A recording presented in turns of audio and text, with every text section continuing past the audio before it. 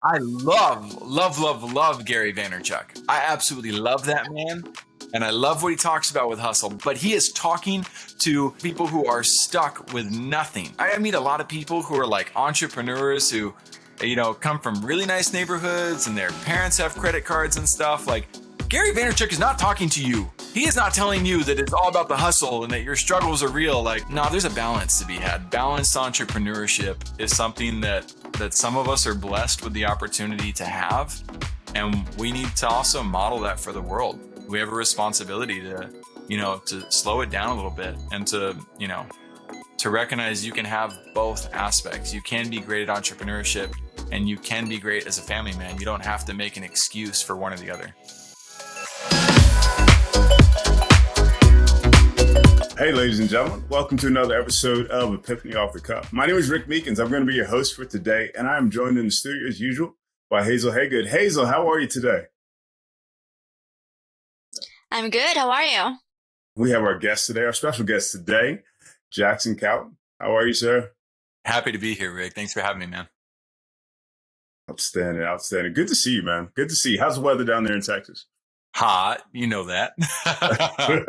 We're melting like snowmen, but we're not snowmen, so it's not good. I hear you. Sounds good, man. Sounds good. So today in our episode, to give you guys a little bit of background on Jackson, I've known Jackson a number of years, and Jackson is that true entrepreneur. That kid that everybody wants to grow up to be. He starts businesses. He does a lot of different things.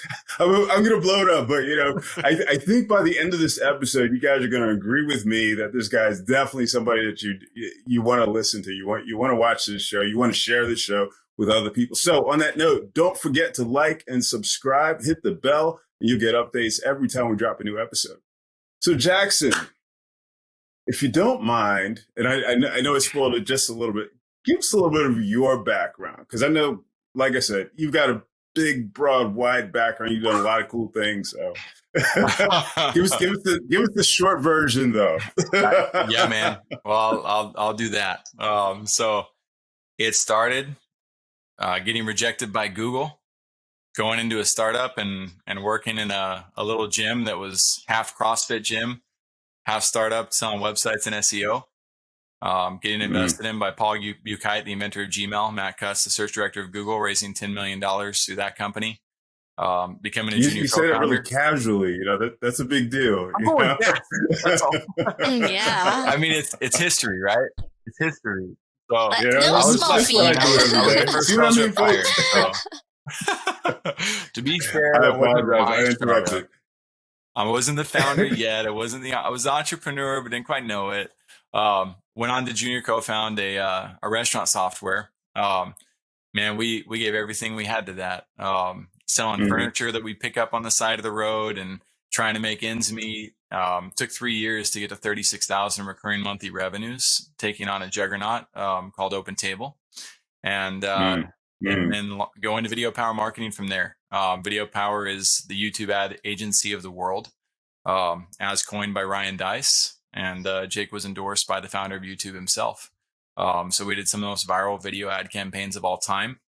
And I learned how to go from hard startups, sweat equity, and doing things a difficult way to, whoa, you can scale with 2 interns and be profitable and have thousands and thousands and thousands of people coming to your website trying to find you. And crossing that threshold, having experienced both sides, just gave me a certain skill set where it doesn't matter if you're a small business or you're going global.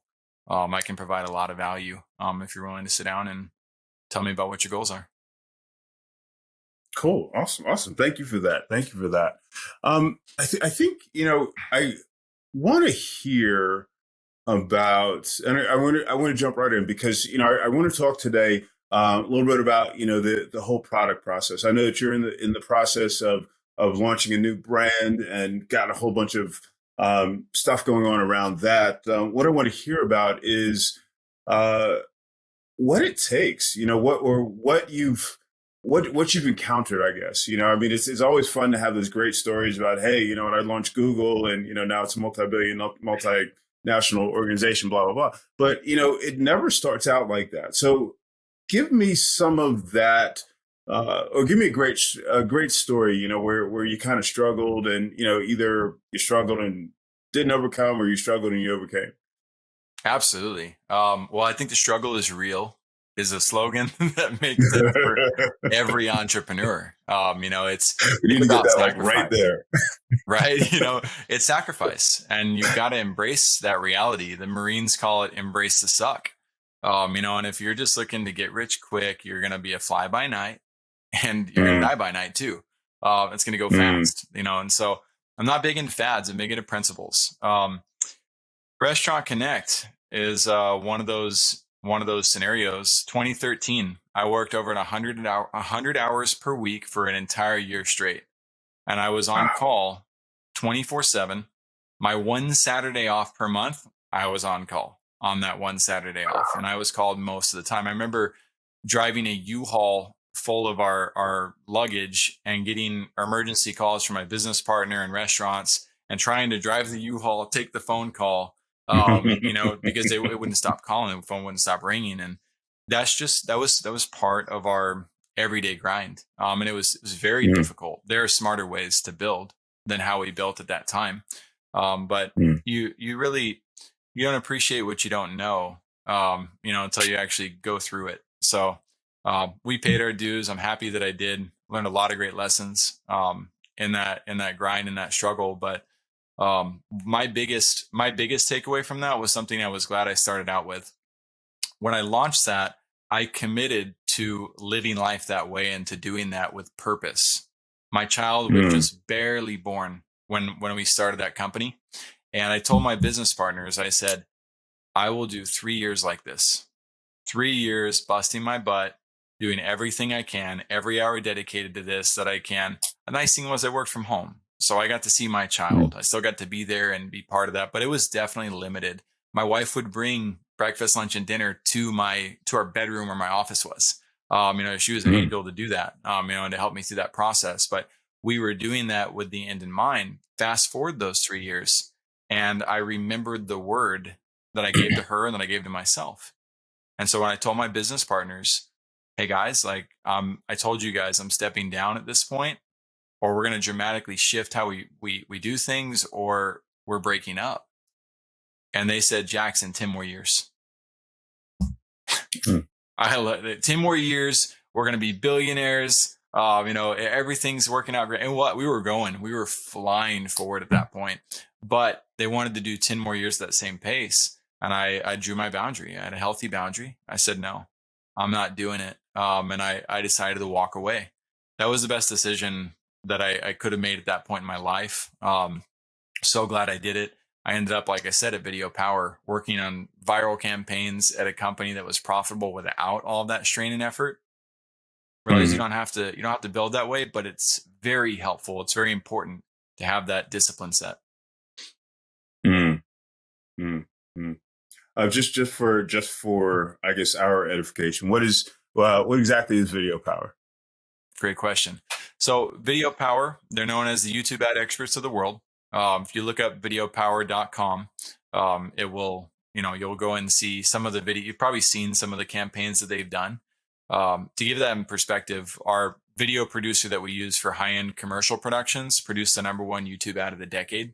It was with Wow, Lionel Messi and Kobe Bryant on Turkish wow. Airlines. So it was a pretty big deal. Daryl Eves produced Squatty Potty. He also helps us on a lot of our production ads. That was super viral thanks to Shark Tank. And what Jake's Mm, concept is not only do you need an ad that's viral, but what would it be like if you had a video ad that converted leads into sales? Right. So you're actually moving forward with the conversion process. And you have a lot of copycat ads out there now. If you go to YouTube as an entrepreneur, you'll often be targeted with ads of point and shoot, people talking. They call them talking head VSLs, video sales letters, where people walk you through a product. I'm not knocking any mm, of them. Some of them are goofy, some of them are bad, some of them look awful, but they convert like wildfire.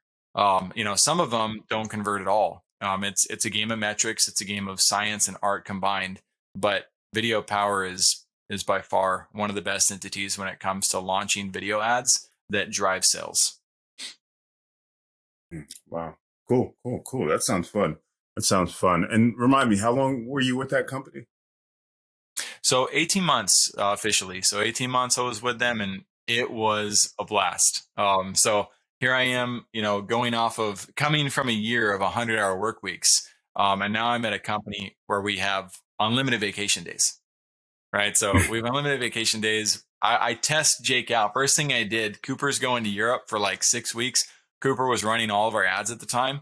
And Jake, I wanted to challenge it. I want to make sure we were legit about it. So I said, Cooper, don't check anything unless we call you. Like you go vacay. That was the word of the week. You go vacay. So a couple of days later, he checks in. Hey guys, see anything from me? No, go vacay. Like get out of here. We'll call you if we need you. I wanted to see if Jake was gonna like freak out and panic. Be like, what are you doing? Like no, he can't really do that. No, Jake was cool with it. He let it happen. Cooper did his thing. Cooper was super responsible. He'd get in and do things, as out of accord, but I was constantly like, dude, go vacation. I want to see this work out. Fast forward almost a year into it. And here we are already at like 20 clients. Went from 5 clients to 20. We got huge names: John Lee Dumas, Michael Hyatt, T. Harv Eckert, Eben Pagan, Billie Jean Marketing, Nordic Track. I mean, we had some massive clients. And my wife and I decided we were going to do a 45-day road trip up the California coastline. Nice. We had work. I was on a sabbatical, but here I was in the Redwood Forest doing a podcast interview with Jake, with Proposify. I got the redwoods behind me, and oh man, it was such a blast. It was such an awesome experience to grow and expand that way and have that type of flexibility and freedom. We hit 40 beaches along the California coastline. Along the way, I went to Disneyland. My kids were 6 months, 2 and 4, so we're a little bit crazy to take that trip, but wow. Memories of a lifetime. I bet. You've got to have those pictures, man. I don't want to hog up the mic, though. Yeah, it's crazy to me how you made that leap. Like, was there a catalyst that came into play? Yeah, huge. I mean, the balance, the lack of balance, and my daughter turning 3. So that mark of 3. Why 3? I love being a soccer coach to my kids. Oh my God, that's what I needed, that space. I wanted to be PTA, right? I wanted to be involved every way I could. I've always wanted to be a dad. And so I knew how important it was as she's starting to get to an age where she's not as needy on mom, but has a little bit more needs that dad can fulfill, that I was able to be present for that, naturally. And we had our second child too. So just more responsibilities in the home, things I wanted to get done with the family. And yeah, it was always important to me to be a dad first. Yeah, that is very refreshing to hear, especially in this age of hustle culture. I love that. Where we glorify like working you get me on my soapbox, Hazel. More. You get me on it. I love Gary Vaynerchuk. I absolutely love that man, and I love what he talks about with hustle. But he is talking to the hood. He is talking to people who are stuck with nothing. He is talking to people who do not understand. Like he's not talking. I meet a lot of people who are like entrepreneurs who, come from really nice neighborhoods and their parents have credit cards and stuff. Like Gary Vaynerchuk is not talking to you. He is not telling you that it's all about the hustle and that your struggles are real. Like, don't get me wrong, they got their own struggles, but no, there's a balance to be had. Balanced entrepreneurship is something that some of us are blessed with the opportunity to have. And we need to also model that for the world. We have a responsibility to slow it down a little bit and to recognize you can have both aspects. You can be great at entrepreneurship and you can be great as a family man. You don't have to make an excuse for one or the other. I love that. The responsibility to the world. That's brilliant. That's brilliant. And I guess it kind of takes me to my next line of thinking, and you alluded to it a couple of times, but I mean, you're a person, you've got purpose, you've got great values and you've got principles, and you live that every day in all of your business relationships. You told us a story about where you walked away, at the 3-year mark. That was a commitment that you made to your wife. Where does all this come from? Oh man, that's a difficult question to answer, Rick. I mean, that's deep, man. You're gonna get us going more religious, probably more faith based than an entrepreneurial journey. If I'm gonna be honest, so I think it comes from the here I am talking about suburbs not having problems. I grew up a suburbs kid, but I also grew up in two homes. My mom's home was the nice home, with everything we ever wanted and all the love you could ask for. My dad's home was a home that we had lots of hate, lots of alcohol abuse, drug abuse, Mm. all types of abuse on that side of the family, and so really like seeing growing up in both homes, one where I was kind of the hated stepchild, and one where I was loved completely. Um, I grew really close to God.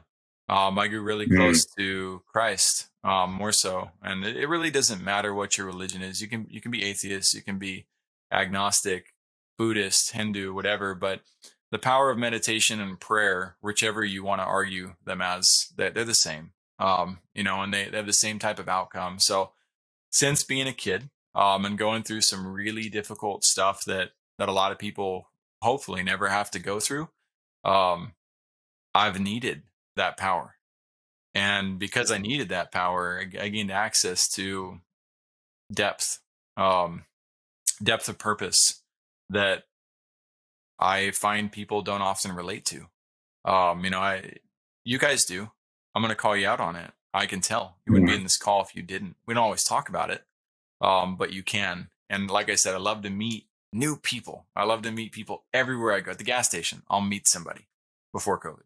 Go to a Mhm. bar, watch the game. I'm gonna meet a bunch of people. And there's certain people who you share that type of information with, and their eyes glaze over. Right? They're like, oh, I don't believe in all that. Or they can't have a reverent moment. But reverence, prayer, patience, the adversities that you go through, the way you respond to those, it prepares you for making tough decisions. Like, when do you walk away? How do you handle that? How do you put your relationships first? So can't teach that in a book though. This is true. This is true. This is true. But I would imagine this has served you as well. I mean, sometimes we talk about it, as, this other thing, but, that grounding. I mean, can you speak to that a little bit? Which part? The Narrow me down. grounding that it's given you, because, so we talked about the struggle, we talked about, the meditation and the grounding that you have. We talked about you walking away from certain things, but I would imagine that this has also served you in a positive way, or in a way that, did produce or does produce, a positive income, or I said income outcome. Both. So yeah, True. absolutely. It was my mom. Man, I give you full credit. My mom is Mhm. that rock, and you're right. Like I said, I glazed over it a little bit. When I say purpose, that's what I value most in Mhm. life. The ability to pursue my purpose and fulfill it. I'm extremely purpose driven. If I don't want to do something, I won't. If I didn't like a book in school, I didn't read it. If I didn't want to do that homework, I calculated in my head what my grades would be, and I took the zero. I didn't care. That did not. I wasn't here sent on this earth to fulfill a checklist that somebody else wants. Mhm. I have my own purpose and passions. In fact, my mom, she came out of a movie and she goes, Jackson, she goes, I think I finally understand you. I was like 30 or so when she said this. I was like, I said, laugh. I'm like, what movie? And she goes, The Greatest Showman. I was like, oh, isn't that one with Hugh Jackman? And yes, it's where he's starting basically the circus for the Ringley Bros and does all sorts of things to make that dream become a reality. And yeah, as I saw it, I was like, whoa, cool. This is a lot like who I am and kind of how I grew up and thought about things. So that grounded nature, like I said, prayer. The one thing that I teach all my entrepreneurs, it's one of the first conversations we have, is if you want to achieve tremendous success in your life, if you want to be a true visionary, you have to be grounded with meditation and prayer. You got to be Mhm. the leader. I'm not here to tell you what shower temperature to put the water at. I'm not here to tell you what time to wake up. I'm not here to command you in all things and make you forget that you have a brain and a heart that's perfectly capable to be aligned. That's not the type of coach I am. There's a lot of coaches out there, like there's a lot of people, fulfillment people, who will come in and try to dictate to you what to do. No, I work with visionaries. I work with people who are willing to have that conversation with their higher being. And when I give them a strategy, are willing to come back to me and say, Jackson, I love it, but that's not the direction we're going. This is the direction we need to go. Those are my favorite moments, is when an entrepreneur pushes back on me because they have a clear vision for themselves. Then I'm able to provide. Like that's when it gets good. Good stuff. Good stuff. I like that. Yeah, I mean, like, especially with meditation, like we can have the most chaotic day, but when you're focused in improving yourself mentally, emotionally, then even if you experience chaos most of the day from an emotional perspective, you're still grounded. Huge. Hazel, how do you do that? Well, What do you do to meditate? do establish meditation in a daily routine. What do you do when you meditate? Just curious. Like, how do you go about it? Well, sometimes when I'm in the mood for a guided meditation, and I would do that. Other times I would just like go in an air-conditioned room and then just like stare into nothing and just relax. And that allows me to like navigate the rest of my day with more clarity. I love that. Yeah. I love that. We all have different ways. So that's incredible. Guided meditations put me to sleep. Like always. Like always. I get, and I love it. I need that too, right? I totally get that. That's why I meditate during the mornings. That's smart. Yep. And I like to walk. I'm like ADHD or something, guys. I have to move. So, and people think like prayer or whatever, like on your knees in your closet. I guess there's time and a place for that. I've had that too. But most of the time, I go for a walk. Good deal. I tend to journal. Yeah, I journal. I journal. I'll spend time and just get up and walk through that because I'll fall asleep. If I'm sitting still too long. But I find it it allows me to focus. Yeah, there you go. Oh wow. There you go. These are it allows you to focus, right? So I mean, you can like get all those thoughts that are coming, down through the funnel and out your pen, and it's like get it on. You never read it again, but you get your thoughts. I never read it again. Excuse me. I don't even think I can read my handwriting the second time around. Fair. Sometimes I can't. Cool. Well, I apologize. We got a little bit off track. We wanted to talk about product, and we want to talk about product launch and getting that up off the ground. Now you're in the midst of a product development / product launch. Tell us, if you don't mind, I mean, to whatever degree you want to, tell us a little bit about that. Where it initiated, at what point you decided to jump off and say, hey, I'm going to turn this into a business. And then, the key thing, and we were reading the E-Myth, we talk about the idea where you have your tacticians, your people that are actually doing, and, the entrepreneurs that are actually out, creating businesses. And so I know there was a lot, but I know you can handle it. Got it, dude. I got it. Love it. Great questions. I've been built. So firstclassbusiness.io, that's my baby. That's my baby business. I've been building this business pretty much my entire life. Okay. But the concept of first class business came to me 6 months after I left Video Power and launched my own agency, JCal Digital. Everybody was asking me, Jackson, like, what do you do? Like, how do we box you in?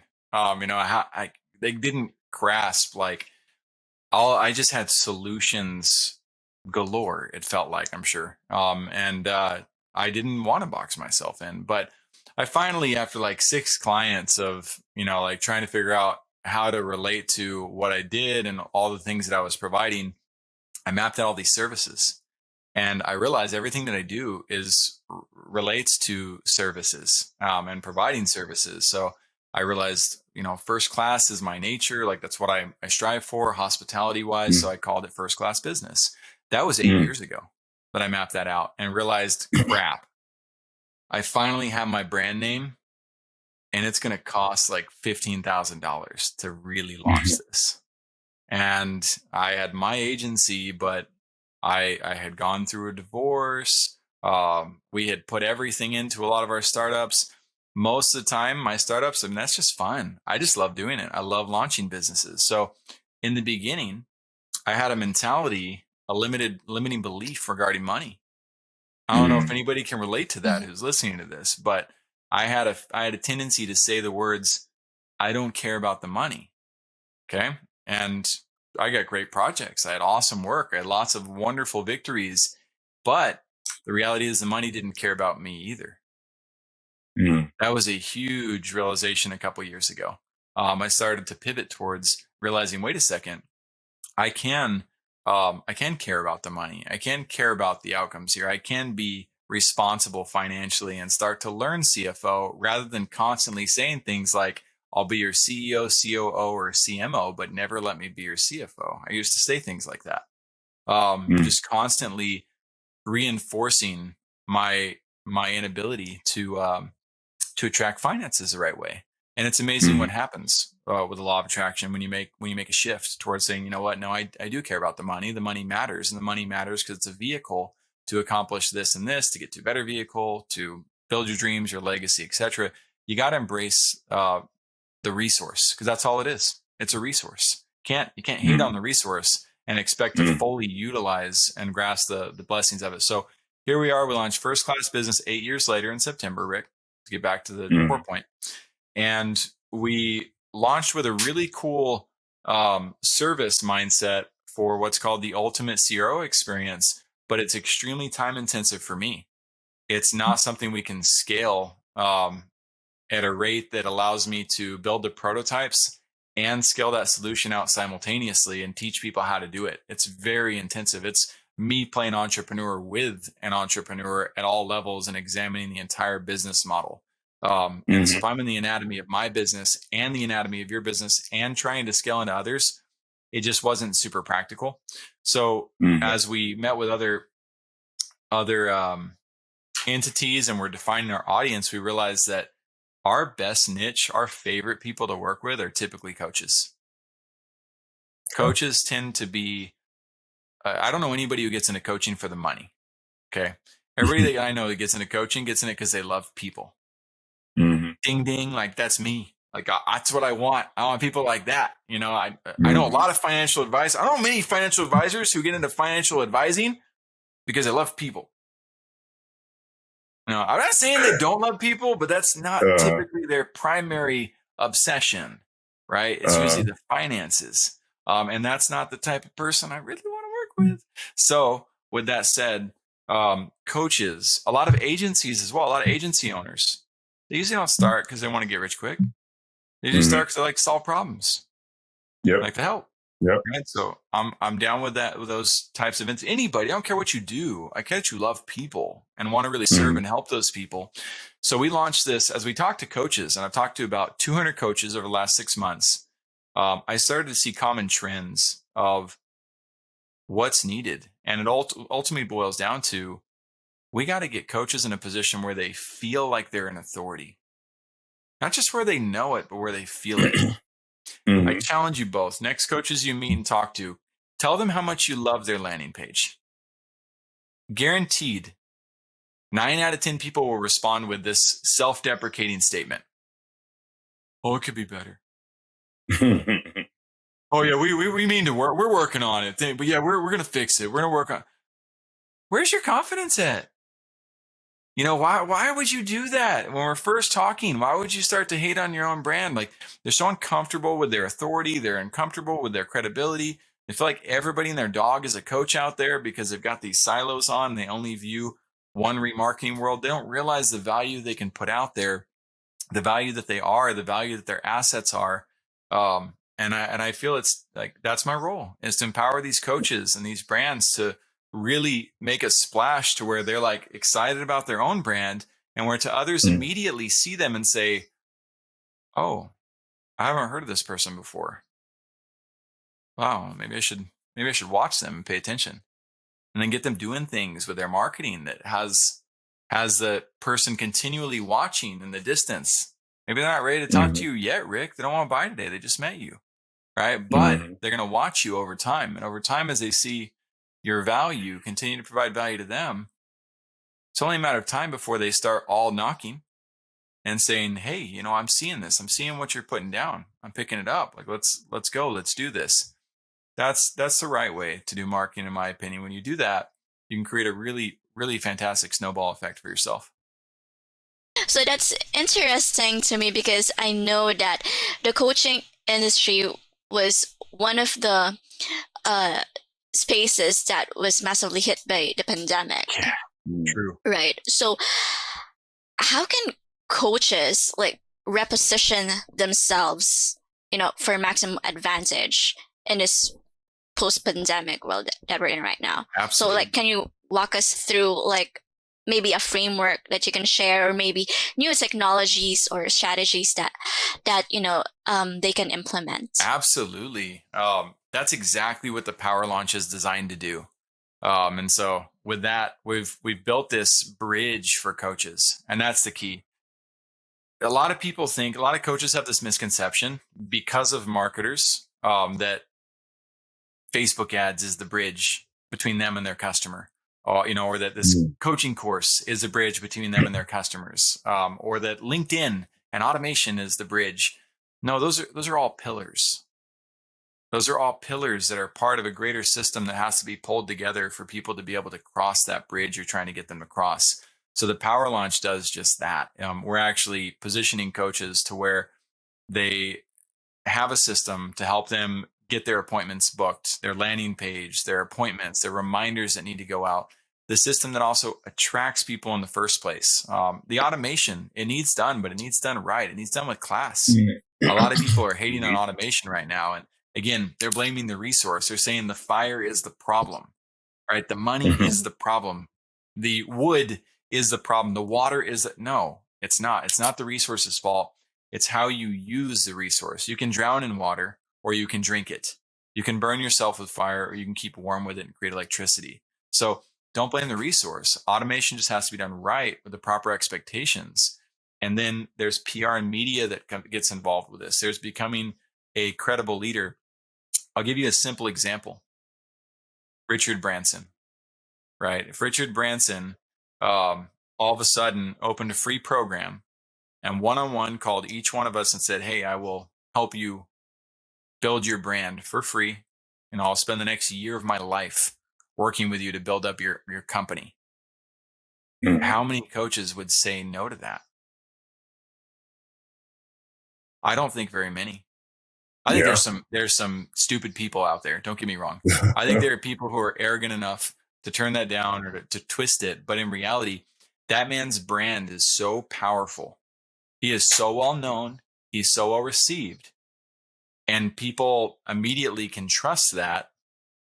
That's what most coaches are missing, that they haven't prepared for themselves. They launch a book, right? Maybe they self-publish, maybe they get published.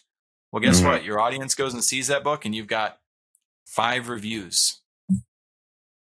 You hyped that book up, telling me how awesome it is. Nobody cares about it. So why should I? And now why should I trust you? Right? Or you come on to Zoom and you've got that virtual background thing, and now I gotta wonder, like, can I trust this person? They're hiding their background. What else do they hide? You don't, you're scared of your website, or you're self-deprecating your landing page. What else should I be worried about? There's so many little elements that go into that, but coaches had a massive opportunity with the wake-up call that was COVID. Those who survived the struggle, and that are still out there doing it. Now you've all been, you're given warp speed access to compete online, and the rest of the world's opening up again. So if you've survived the crisis, and you're in a place like Texas, then I think most of them are set up to springboard quite well. Cool. Cool. What have Cool. you Cool. seen, Cool. Rick? I think I've seen a bit of the same thing. I've seen a lot of, I guess you might call, let's call it repositioning. Looking at the market a little bit differently. Trying to figure out how to differentiate quite a bit. Launching new products. I'm seeing a lot of courses and that sort of thing that people are launching. But the thing that I see that's a little bit, I guess, a little bit discouraging is I feel like people are looking for a silver bullet, some package, some course or something like that they can buy and just like implement all of them, for way too much money, and they're not always as successful as they would imagine themselves to be, and it's you started out by one of the things you said when we started out was that there's no, it's not a quick path. You know what I'm saying? Building a business that's sustainable, that's going to be more than a flash in the pan is not something that's going to happen like this. But I see people going down that road, nonetheless. It's true. And I don't, that's why I don't typically work with coaches that have less than 5 years experience or business owners. I don't have time for that. They got too much to learn. They don't have the humility yet. They're too eager. And like, I get it. I was there. I wouldn't have worked on myself in my first 5 years. Like maybe not my first 10 years. I was difficult. So I get it, but you can't, you can only lead a horse to water. You can't make him drink. And so if I find that the more I waste time teaching people who aren't willing or ready to drink, that's one less horse that I could have led to the water who would have taken me up on the offer and figured it out. So if you want to learn and you don't have that experience, then that's really hard for a visionary and entrepreneur to have that type of humility, because that's the whole point of being a visionary is you kind of think you have all those answers. But that's my caution to you youngins out there, like the E-Myth. Like I'd rather send you there. Go read the E-Myth. Go read the 5 dysfunctions of a team.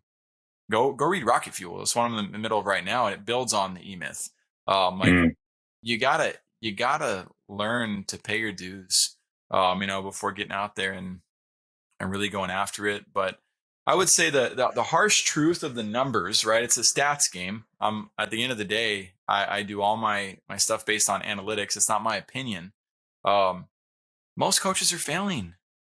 Most businesses are failing, right? I don't know what the exact stats are, but they say something like between the 5 and 10 year mark, like something scary, like 90% of businesses fail, right? A little more than that, actually. Huge. It's more than that, isn't it? And that's again, I don't like to misrepresent. But the reality then, Rick, is while everybody's blaming COVID for killing their business, and there are lots, I'm pissed about it. Like that, the whole thing killed a lot of businesses that should not have been killed. But for more than 90% of you, you were sucking as it was. Like, get over it. Like, accept it. Be accountable. You were already lost. You didn't know what you were doing. The only thing COVID did was speed up your learning curve. The only thing it did was challenge what you were trying to hit your head against the wall and fail at, and teach you that, no, like, reposition yourselves, rethink about this. I think from that standpoint, the losers out there are actually the greatest winners, because they're the ones who had to reinvent themselves without really like wasting any more time about it. So you got to consider, am I part of that 5%? If not, what do I need to do to change to become part of that 5%? Good thought. I'm not a billionaire, so I don't try to pretend I think like one, Like it's not an ego thing. It's actually the opposite. It's self-awareness thing. If I want to think like a billionaire, I got to start talking to the billionaires. I got to start working with them. I got to see how they think. I got to let them reshape everything that I think about if I'm going to get to that level. I cannot do that on my own the smart way. Yeah. I might get lucky. Yeah. I don't play on luck. Yeah. I don't blame you. Now tell me something else. With regard to, playing with the billionaires and that sort of thing. So you said 2 things. You said if you want to be a billionaire, play with the billionaires.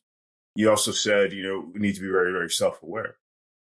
Is there a point where you say, okay, I want to be a billionaire? You start pursuing the billionaires, and suddenly you realize that that's not the sandbox you want to play in. I mean, have you seen anything like that happen? Yeah, I've been through that for sure in a number of areas. Well, one, I almost launched a podcast years ago. I was kind of, Hazel and I were talking about it, but I was like 95% done with it. Talking in Circles was going to be the title of it. I had branded some of it. I had the whole launch schedule. I still keep the recurring events on my calendar.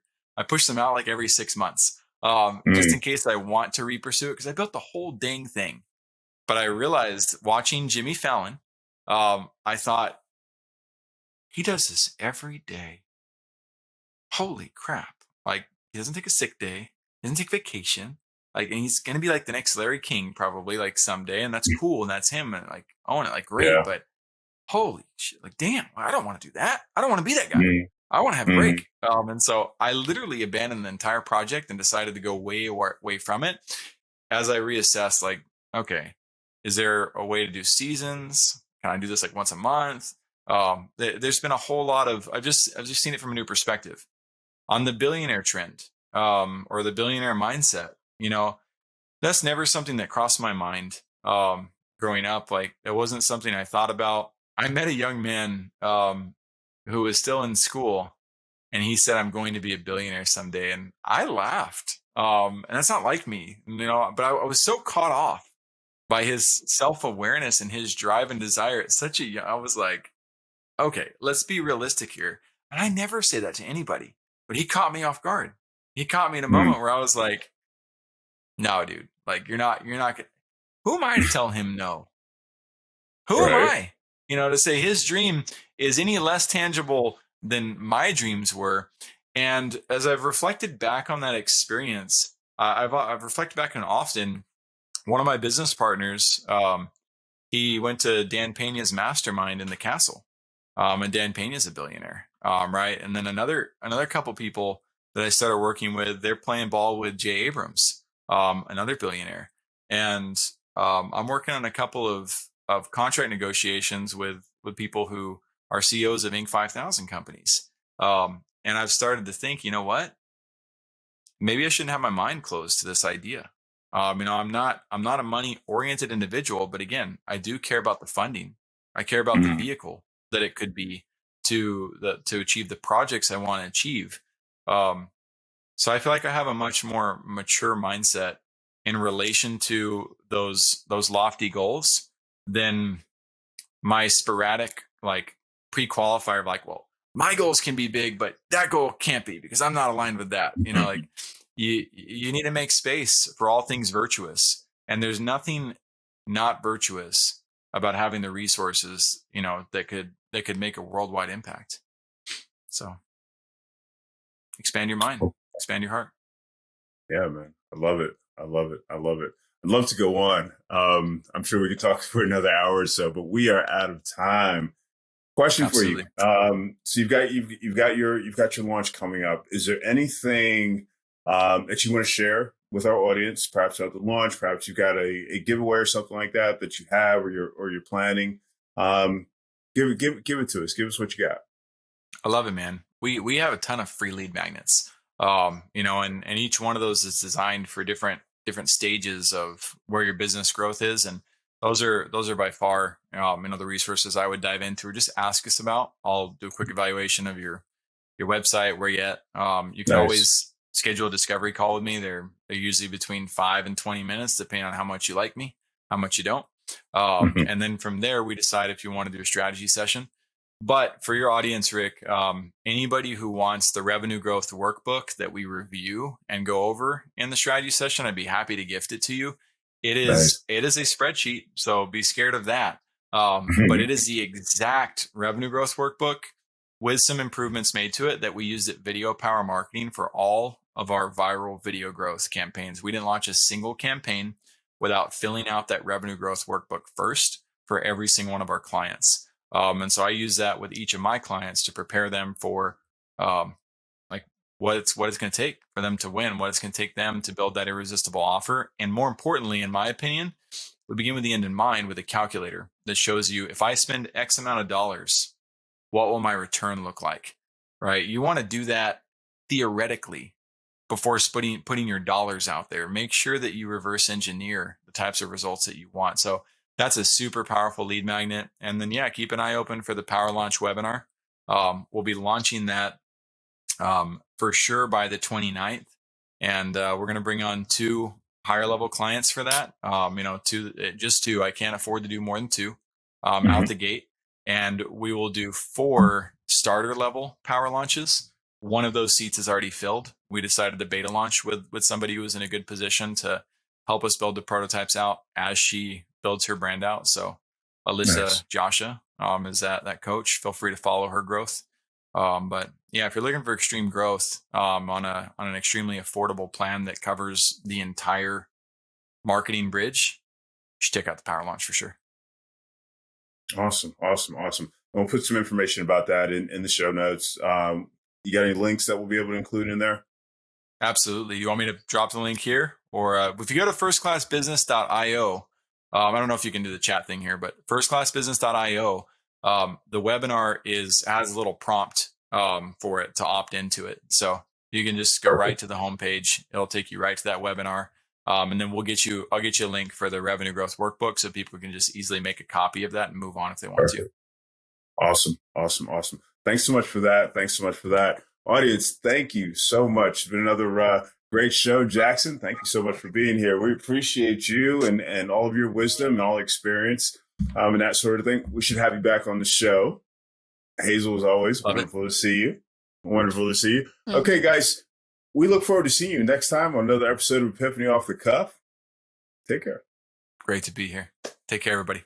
Thanks for watching another episode of Epiphany Off the Cuff. Please make sure to subscribe and hit the notification bell so you know when the next episode is going to drop. And don't forget, we're on podcasts as well, so you can catch us on your favorite podcasting platform.